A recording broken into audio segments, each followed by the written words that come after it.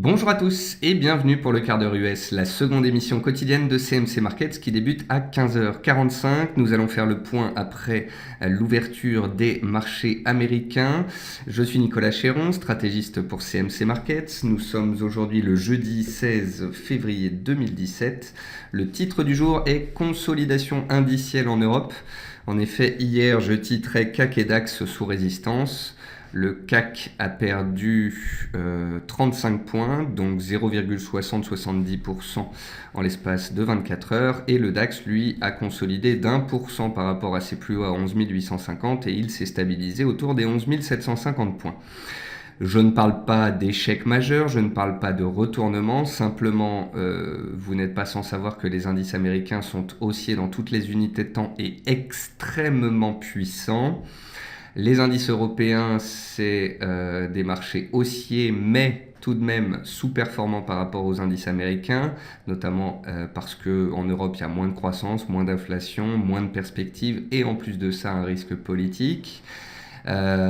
Si les indices américains qui enchaînent les séquences haussières, là on est à 6 ou 7 hausses sur le Dow Jones et le S&P, on est à 9 hausses consécutives de hausse sur le Nasdaq. C'est beaucoup leur demander, mais sait-on jamais, si la hausse perdure sans pause, eh bien, les indices européens pourraient casser leur résistance testée hier, 11 850 sur le DAX et 4 930 sur le CAC, et on pourrait alors connaître de nouvelles accélérations vers de nouveaux records annuels. A contrario, si les États-Unis à leur tour se mettent à consolider, ne serait-ce que gentiment, sous forme de prise de bénéfices dans la hausse, eh bien cette consolidation, cette respiration en Europe pourrait perdurer et nous ramener vers des supports. Donc voilà, soyons factuels, les indices américains sont extrêmement puissants, les indices européens consolident sous résistance et plus de hausse ne serait attendu qu'en cas de cassure des plus hauts d'hier. Nous allons faire donc un point complet sur les marchés. Bienvenue à tous ceux qui nous rejoignent en cours de route et je salue également tous ceux qui nous regardent sur YouTube. Un avertissement sur le caractère purement informatif pour débuter. Merci d'en prendre note. Vous pouvez utiliser les fonctions de chat et de questions-réponses pour pouvoir converser avec moi. Dans cette émission, on verra les derniers décalages intraday, ce qu'il se passe sur les actions européennes, les statistiques et le chiffre du jour, les actualités aux États-Unis. Et je répondrai bien évidemment à vos questions. N'hésitez pas à les poster dès maintenant. Alors, en termes de mouvement intraday, on note une petite respiration à l'ouverture de 0,15% sur le S&P 500 à 2349 points.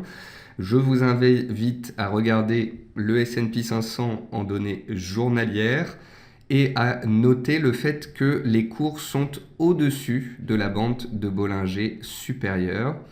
Donc tant que les cours font des plus hauts de plus en plus haut, des plus bas de plus en plus haut, tant qu'on n'a pas une clôture négative, tant qu'on n'a pas une cassure de support, tant qu'on n'a pas une réintégration des bandes de Bollinger, la hausse est en place et peut perdurer. Concernant le Nasdaq, on notera qu'il a atteint le haut de son canal haussier de long terme à 5300 points. C'est une zone comprise entre 5300 et 5315 points. Bien évidemment, c'est un haut de canal qui peut faire résistance, mais si on devait le casser, on pourrait tenter de grimper au-dessus de la borne haute du canal. En attendant, tout de même, ça invite à être un petit peu prudent dans cette zone de prix et à surveiller un éventuel échec. Le CAC 40, lui, consolide sur les 4900 points actuellement. Il a échoué sous sa résistance à 4930 points hier et se replie donc ce jour. Le VIX grimpe de 5% en 24 heures, signe que les opérateurs se couvrent sur les actions américaines. C'est-à-dire que les opérateurs sont toujours globalement haussiers, on a toujours des courants acheteurs, on a des plus hauts pratiquement quotidiennement là depuis une semaine. Néanmoins, parallèlement, les opérateurs se couvrent sur le marché options via notamment le VIX afin si les marchés en fait devaient à un moment consolider, décaler et s'il devait y avoir un peu de stress, le VIX pourrait en profiter pour s'apprécier. Donc on note que le VIX grimpe un petit peu, qu'il est recherché par certains opérateurs, non pas qui doutent de la hausse mais qui se couvrent en cas de consolidation. Le pétrole WTI, lui, est toujours aussi soutenu, au-dessus des 53 $, actuellement à 53,3 $, mais il est complètement neutre, et ce depuis une semaine. comme je vous l'ai expliqué à plusieurs reprises. En soutien sur les pétroles WTI, on a le fait que les pays producteurs, OPEP et non-OPEP, travaillent main dans la main. Par contre, ce qui fait pression sur les prix, c'est que la production américaine est sur des plus hauts et les stocks de pétrole sont toujours élevés. C'était une matière première sur laquelle je vous ai écrit une note dimanche, sur laquelle j'ai fait un petit papier mardi, sur laquelle j'ai titré ce matin dans la matinale et dont je vous ai parlé lors des 2 dernières émissions du quart d'heure US. C'est la fève de cacao. En effet, alors que les indices sont peu attractifs en termes d'analyse technique, notamment en Europe, on consolide sous des résistances, c'est plutôt neutre, eh bien la fève de cacao qui avait perdu plus de 40% l'espace de 15 mois, qui avait atteint un support, un bas de canal et qui réalisait un double creux avant-hier, eh bien cela se confirme. Ça se confirme, double creux sur les 1870$, avalement haussier hier des chandeliers précédents et nouvelle accélération haussière ce jour en séance. C'est la plus forte hausse du jour et c'était déjà la plus forte hausse hier sur le marché des matières premières. Donc nous avons sur la fève de cacao en données mensuelles pour l'instant un excès baissier sous le support datant de 2011 qui était à 1970$. On a fait un trou d'air dessous de 5% avant de remonter au-dessus. Donc si on devait clôturer sur les cours actuels à la fin du mois, on aurait bel et bien la tenue d'un support pluriannuel et donc des perspectives de rebond potentiellement sur ce support qui aurait tenu. Pour l'instant, cela reste de l'expectative, mais force est de constater qu'on a approché d'un bas de canal de moyen terme, on y a réagi, on a fait un avalement aussi en journalier, et en long terme, ça donne une réaction à proximité d'un niveau de prix travaillé il y a 6 ans. Donc, belle configuration de la fève de cacao. En plus de ça, on notera des grèves en Afrique, en Côte d'Ivoire me semble-t-il, qui en plus dopent la hausse actuelle. Et puis concernant le dollar, pour finir, on notera que la monnaie américaine continue sa consolidation entamée hier. Le dollar index repasse sous les 101 points, il redevient donc neutre, permettant à court terme un rebond sur l'euro et une reprise de la hausse de l'or. L'euro et l'or, c'est un petit peu différent. L'euro était baissier depuis 6-7 séances et a donc fait un rebond technique, alors que l'or était déjà haussier et a tout simplement repris sa tendance en place. Les chiffres américains sont pourtant extrêmement bons. Les anticipations de taux montrent que les investisseurs attendent une hausse de taux aux États-Unis au mois de juin. Donc je me demande un peu depuis 24 heures ce qui pèse sur le dollar. Peut-être sont-ce de simples prises de bénéfices. En tous les cas, à court terme, je suis un peu neutre sur le dollar et l'euro et j'attends des catalyseurs pour voir quel sera le tempo donné pour la suite. Concernant l'or, c'est plus simple, c'est un canal haussier en place depuis 6 semaines. Tant qu'on est dedans, les acheteurs ont la main et inversement en cas de cassure. Lorsqu'on regarde le marché action, dans les meilleures et les moins bonnes performances de l'Eurostoxx, on note peu de volatilité. Mis à part 2-3 titres qui perdent plus de 1,8-1,9%, qui sont d'ailleurs que des titres français, eh bien la plupart des titres de l'Eurostoxx oscillent autour des 1% à la hausse comme à la baisse.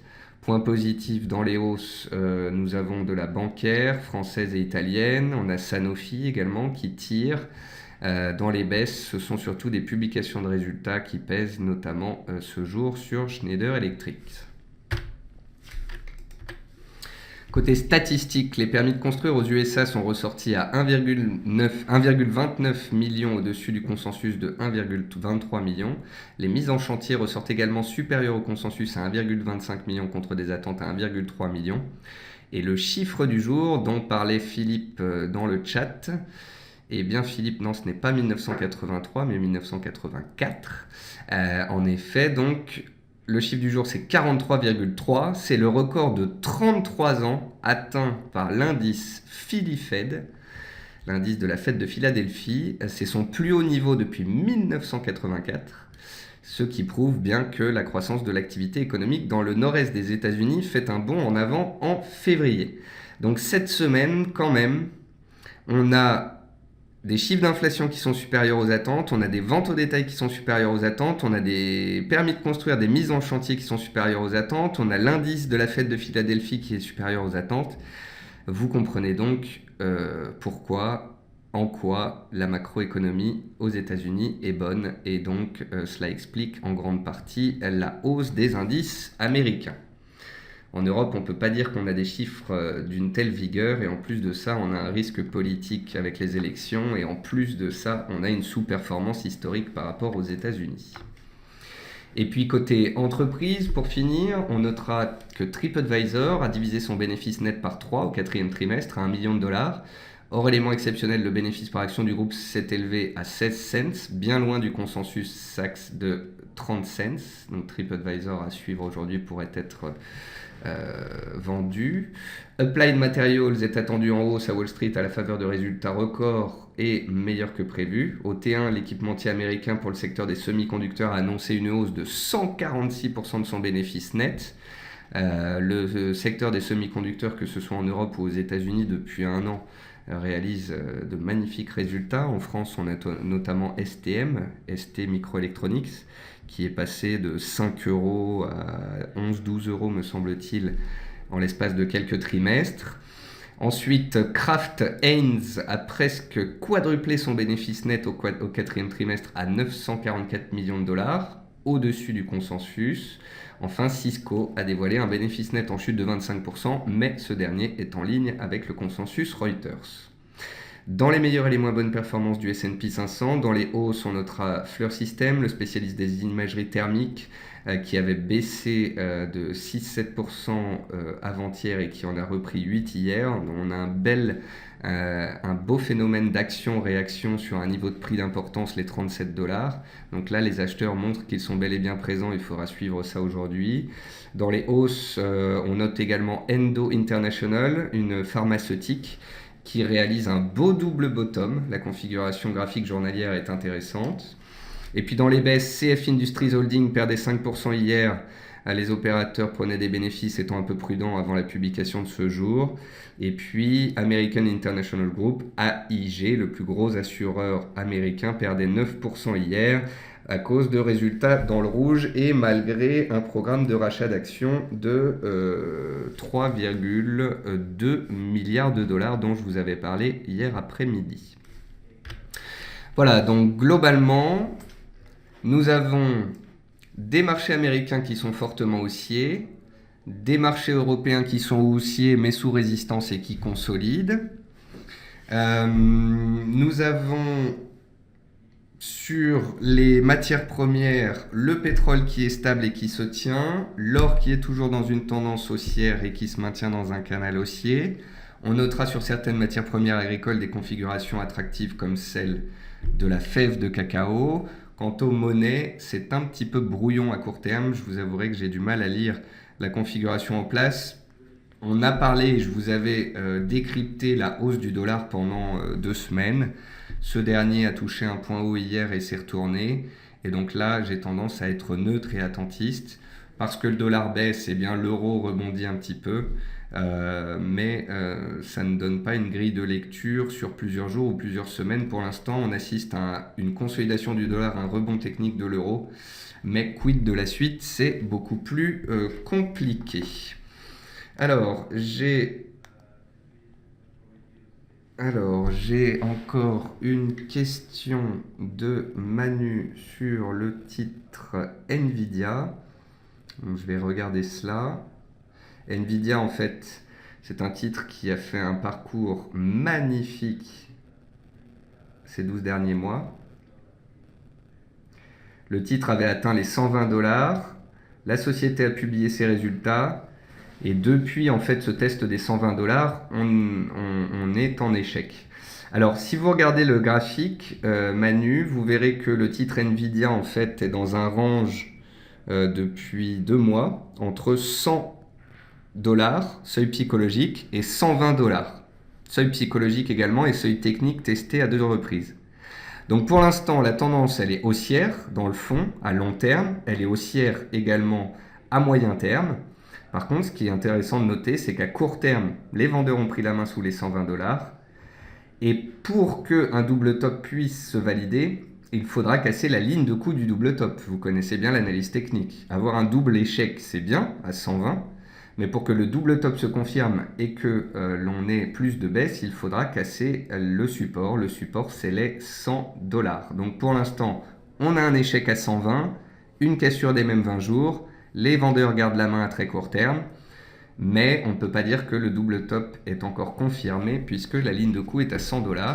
Mais en tous les cas, c'est un titre qui était fortement haussier et qui a un potentiel de consolidation appréciable si ça devait se confirmer. Tant qu'on est au-dessus des $100, à moyen long terme, ça reste haussier et les acheteurs peuvent tenter de reprendre la main. Sait-on jamais?